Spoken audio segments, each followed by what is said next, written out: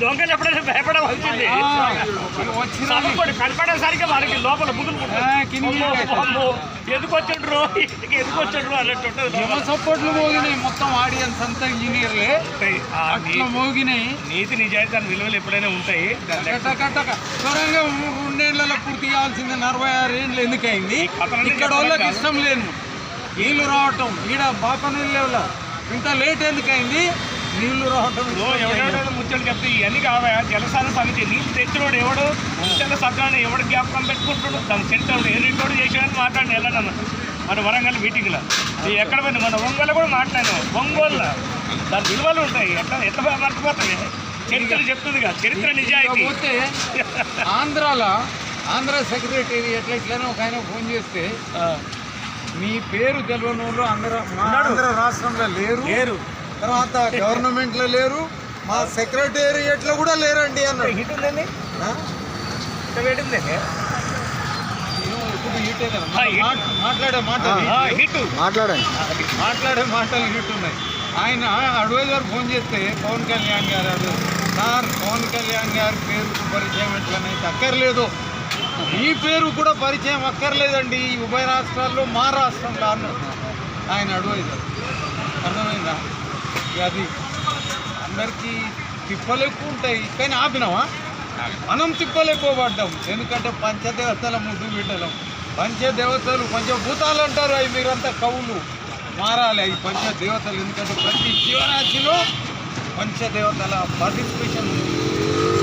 అవి పుట్టి 40 లక్షల సంవత్సరాలైంది పంచదేవతలు పుట్టి. పంచభూతాలు అనేది తప్పు.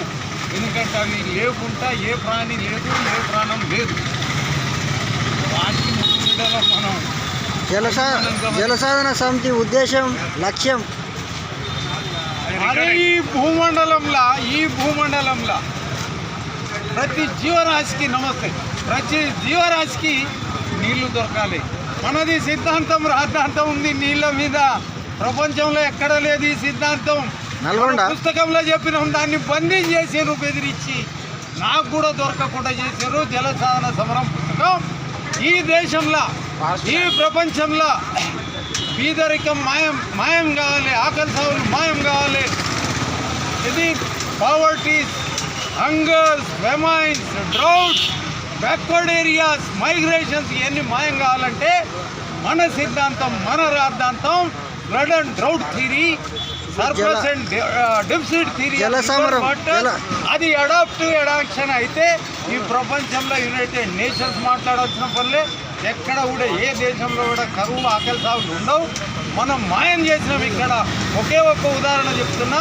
పెదవూర మండలం ఆయనది తీయపల్లి మండలం పెద్ద లక్ష్మణరావు గారి విగ్రహావిష్కరణకు పిలిస్తే నేను కూడా పోయినా.